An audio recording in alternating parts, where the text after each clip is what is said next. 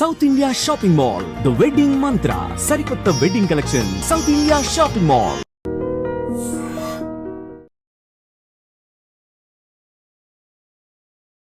నమస్కారం, welcome to I dream. ధర్మ మార్గం విత్ విజిత కార్యక్రమానికి స్వాగతం.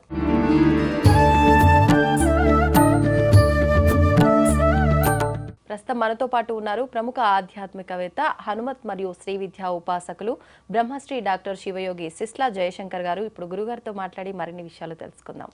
నమస్కారం గురుగారు. గురుగారు, భార్యాభర్తల విషయానికి వచ్చేసరికి కొంతమంది ఎంత వయస్సు పైబడిన వాళ్ళైనా సరే దంపతులు ఇద్దరు చూడముచ్చటగా ఉంటారు, చిలక గోరెంకల్ లెక్క, ఇలా ఉంటే బాగుంటుంది అనిపిస్తుంది. కొంతమంది ఏమో ఎప్పుడు చూసినా కసుబుసులాడుకోవడం, గొడవలు, అన్యోన్యత అనేదే ఉండదు. అమ్మో ఇట్లాంటి వాళ్ళని చూస్తే అసలు మాకు కూడా పెళ్ళొద్దు అనిపిస్తుంది. అలా ఉండకుండా ఇద్దరు మంచిగా అన్యోన్యంగా ఉండాలి అని అంటే ఏం చేయాలి? ఈ మధ్యకాలంలో ఒకరు కరెక్ట్గా ఉండి ఒకరి పైన ఎక్కువ అటెన్షన్ ఉంది అంటే ఇంకొకరికి ఉండదు, ఇది ఎక్కువగా లోపిస్తుంది. ఇదంతా లేకుండా మంచిగా ఉండాలంటే ఏం చేయాలి? తప్పకుండా అండి. మన పురాణాల్లో, ఇతిహాసాల్లో, మన వాంగ్మయంలో అనేక రకాల సమస్యలకు అనేక రకాల సమాధానాలు చూపబడ్డాయి. అవును గురుగారు. ఏదైనా భగవంతుడి పాదాలను ఆశ్రయిస్తే నెరవేరని కోరిక అంటూ ఉండదు. సిన్సియారిటీ అనేది ముఖ్యం. అవును. ముఖ్యంగా భార్యాభర్తల మధ్యలో ఒకళ్ళకొళ్ళకి అన్యోన్యత ఉండాలి అని మనం చెప్తాము. మా సంగతి మీకేం తెలుసండి, మా బాధలు మీకేం తెలుసు, మా ప్లేస్లో మీకుంటే అర్థం అవుతుంది అంటారు. అంటే ఇంటింటికి ఓ రామాయణం ఉంటుంది, ఎవరి బాధ వాళ్ళది. ఒకళ్ళ కష్టం ఒకళ్ళకి అర్థం కాదు.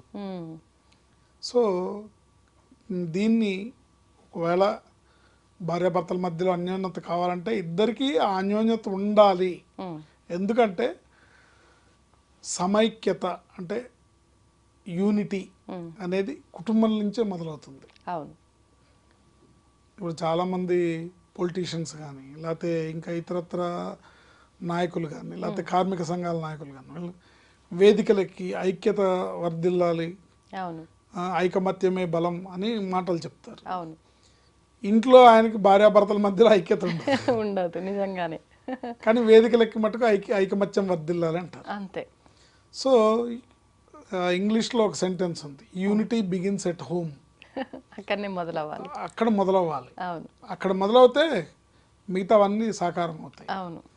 సో భార్యాభర్తలు ఇద్దరు విషయంలో అన్యోన్యత అనేది ముఖ్యంగా నేను గమనించింది ఏంటంటే, ఎవరైనా సరే కుటుంబంలో ఒకవేళ భార్యకి భర్తకి మధ్య అండర్స్టాండింగ్ లేకపోతే ఆ ట్యూనింగ్ అనేది, ఫైన్ ట్యూనింగ్ అనేది మిస్ అవుతుంది.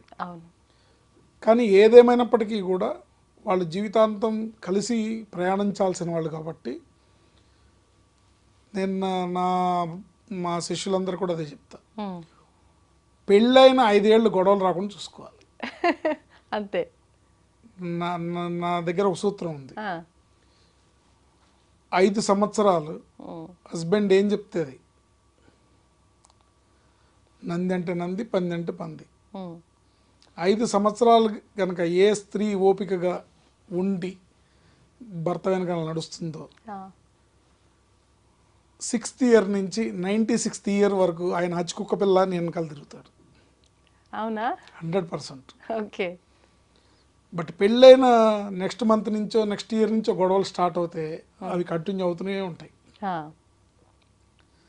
సో మాతృమూర్తులందరికీ, స్త్రీలందరూ నాకు తల్లి లాంటిదో చెల్లి లాంటిదో సమానం కాబట్టి వీళ్ళందరికీ నా విన్నపం ఏంటంటే ఈ లాజిక్ని మీరు పాటించండి. పెళ్ళైన 5 ఏళ్ళు భరించండి, ఒక 5 ఏళ్ళు. అంటే మరీ అంత దుర్మార్గుడై కొట్టి తిడుతుంటే భరించమని చెప్పట్లేదు. ఒకవేళ మీకు నచ్చని విషయాలు జరిగినా భరించండి అంటే ఒక 5 ఏళ్ళు. ఆ తర్వాత ఫ్యామిలీ మెయింటెనెన్స్ మొత్తం మీ చేతిలోకి రాకపోతే నన్ను అడగండి. ఓకే గురుగారు, మరి ఇది బాగుంది. ఇది కొత్తగా పెళ్ళి అయ్యే వాళ్ళకు, అవబోతున్న వాళ్ళకు వర్తిస్తుంది. మరి ఆల్రెడీ పెళ్ళైన వాళ్ళ పరిస్థితి ఏంటి? అంతే, ఇంకా వాళ్ళు భగవంతుడిని ఆశ్రయించి ఒకళ్ళనొళ్ళు కూర్చొని మాట్లాడుకొని అండర్స్టాండింగ్ చేసుకోవడమే. ఓకే. ఒక 2 పిల్లలు ఉన్నారనుకోండి, పిల్లలకి కనుక తల్లిదండ్రులకి ఇద్దరికి పిల్లల మీద ప్రేమ ఉంటే వాళ్ళు మధ్య అండర్స్టాండింగ్ ఒకనాటి కాకపోతే ఒకనాటికైనా వస్తుంది. అవును ఎందుకంటే ఇద్దరికి పిల్లలు కావాలి. అవును వీళ్ళిద్దరిలో ఎవరో ఒకళ్ళకి పిల్లల మీద ప్రేమ ఉండి ఇంకోళ్ళకి లేకపోతే మళ్ళీ డేంజర్. పిల్లల పైన ప్రభావం పడుతుందేమో కదా. పిల్లలపైన ప్రభావం పడుతుంది.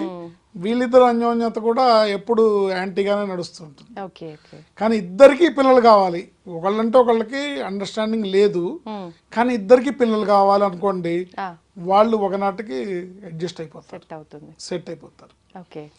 సో ఏదేమైనప్పటికీ కూడా మాతృమూర్తులందరికీ, గృహిణులందరికీ నేను చెప్పే సలహా ఏంటంటే, కొత్తగా పెళ్ళిళ్ళు అయ్యే వాళ్ళకి, ఈ జనరేషన్ వాళ్ళు జనరల్గా ఏమవుతుందంటే, పూర్వకాలంలో కమ్యూనికేషన్ వ్యవస్థ సరిగ్గా ఉండేది కాదు. ఒక భార్యాభర్త మధ్యలో గొడవ అవుతే పుట్టింటికి తెలియాలంటే ఒక కార్డు రాస్తే 15 రోజులు పట్టేది చేరడానికి. ఈ ఇన్ఫర్మేషన్ వాళ్ళకి వెళ్ళి వాళ్ళు ఏదన్నా మళ్ళీ సంపాదించడానికి వచ్చేసరికి మళ్ళీ వీళ్ళు అడ్జస్ట్ అయిపోయేవాళ్ళు. సో గొడవ లేదు. కానీ ఇప్పుడు అలా కాదు కదా, నెక్స్ట్ మినిట్ ఫోన్ వెళ్ళిపోతుంది. అమ్మ చూడు ఇట్లా అన్నాడు, అమ్మ చూడు ఇట్లా అంది, మా అత్త మా ఆడబడుచు ఇట్లా అంది, మా ఆయన ఇట్లా అన్నాడు. సో దీంట్లో ఏమవుతుందంటే తొందరగా డిటాచ్మెంట్ వచ్చేస్తుంది, తొందరగా గొడవలు వచ్చేస్తాయి.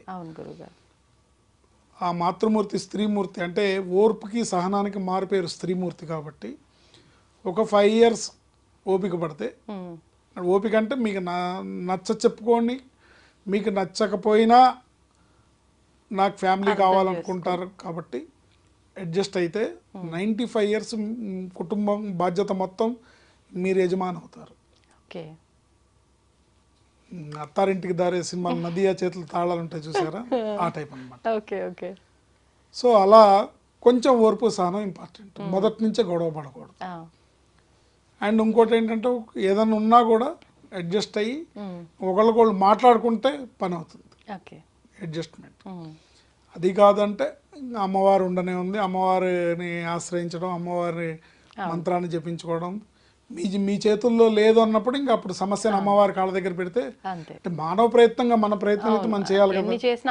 ఇప్పుడు సపోజ్ హస్బెండ్కి ఆఫీస్ నుంచి రాగానే, సపోజ్ అంటే ఇవాళ రేపు భార్యాభర్త ఇద్దరూ పనిచేసే వాళ్ళే ఉంటున్నారు, కానీ హౌస్ వైఫ్గా ఉన్నవాళ్ళు ఉంటారు. ఆయన ఇంటికి రాగానే ట్రాఫిక్లో పడి కొట్టుకొని వచ్చి ఉంటాడు. రాగానే ఏమండి అది ఇట్లా జరిగింది ఇట్లా జరిగిందని అనకుండా రాగానే కొంచెంసేపు కూర్చొని ఇచ్చి, కొంచెం మంచినీళ్ళు ఇచ్చి, కొంచెం కాఫీ ఇచ్చి, అలా అండర్స్టాండింగ్ పెంచుకోవాలి. సో రాగానే గన్ తీసినట్టు టాపిక్స్ అన్నీ మాట్లాడుతూ ఉంటే మగవాళ్ళకి నచ్చకపోవచ్చు, ఒక్కోసారి అక్కడ కొద్దిగా విభేదాలు రావచ్చు, అంతకు మించి ఏముంటుంది. సో అడ్జస్ట్మెంట్ చేసుకొని ఎలా ఉంటే బాగుంటుందో తెలుసుకొని ఎట్లా ఉంటే హౌస్ వైఫ్స్ ముఖ్యంగా చేసుకుంటే బాగుంటుంది. మీరు ఎన్ని ప్రయత్నం చేసినా అవతల మనిషి మారట్లేదు, మూర్ఖుడుగా ఉన్నాడంటే అప్పుడు అమ్మవారి పాదాలను ఆశ్రయించాలి.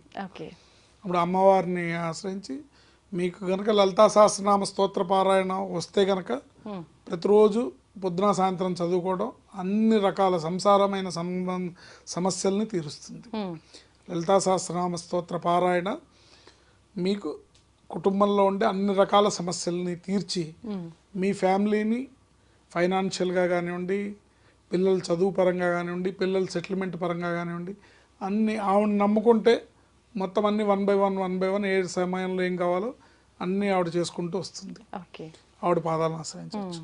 ఇంకా ప్రత్యేకంగా భర్త నాకు ఆయన కావాలి, నాకు ఆయన అంటే ఇష్టం, కానీ ఆయన నన్ను నిర్లక్ష్యం చేస్తున్నారు, పట్టించుకోవట్లేదు, ఆయనకి నేను నచ్చట్లేదు, నేను చేసే పనులు ఆయన నచ్చట్లేదు, నేను ఎంత అనుకూలంగా ఉన్నా కూడా నాకు ఆయనకి నేను నచ్చట్లేదు అన్నవాళ్ళు ఎవరన్నా ఉంటే నేను చెప్పిన ఈ మంత్రం చదవచ్చు.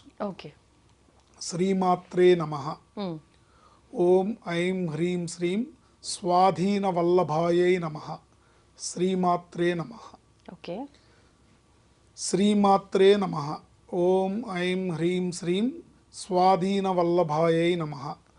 శ్రీమాత్రే నమః అనే మంత్రాన్ని ఎవ్రీడే 54 times చదువుకుంటే ఖచ్చితంగా మీ వారికి మీ మీద ప్రేమ కలుగుతుంది.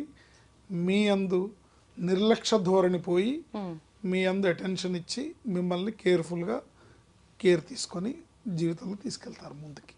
ఓకే, సంతోషం గురుగారు. చాలామంది ఊపిరి పీల్చుకుంటారు నిజంగా అలా బాధపడే వాళ్ళు. ధన్యవాదాలండి. దీన్ని తవ్వండి, తవ్వుతూనే శివలింగం. సరే దాన్ని అట్లా కప్పేసేయండి, చూపించదండి. Krishna is there. మూర్తి పూజ కాదు, సాక్షాత్ బ్రజేంద్ర నందన భగవాన్ ఉన్నారు మూర్తిలో. ఏమీ ఆశించకుండా ఆరాధించే వాళ్ళు కూడా ఉన్నారా ప్రభుజీ? నిజమైన భక్తి అంటే మనకు తెలియదు కాబట్టి